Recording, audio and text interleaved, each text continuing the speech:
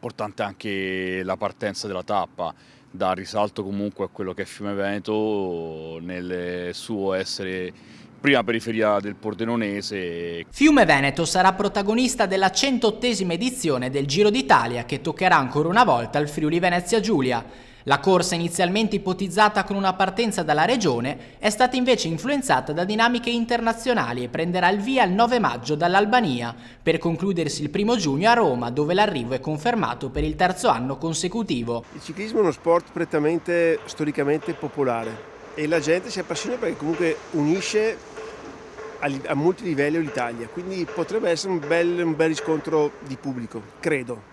Nonostante ciò è stata garantita la presenza del Giro su strade del Friuli Venezia Giulia, con tappe significative in programma nel weekend del 24 e 25 maggio.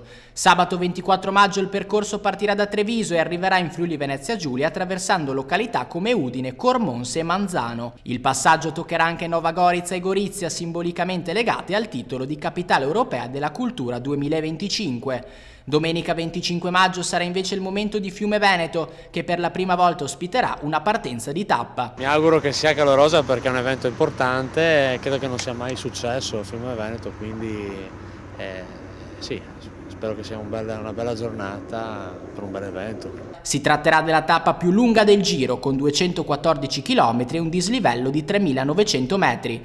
Il percorso attraverserà Zoppola, Pordenone, Fontana Fredda, Porcia e Sacile, per poi arrivare ad Asiago, passando attraverso il cuore dell'Italia settentrionale. In vista dell'evento la regione Friuli Venezia Giulia ha stanziato 6,5 milioni di euro per interventi stradali, di cui 500.000 euro saranno dedicati alla manutenzione e all'asfaltatura di un tracciato di 3 km a Pordenone,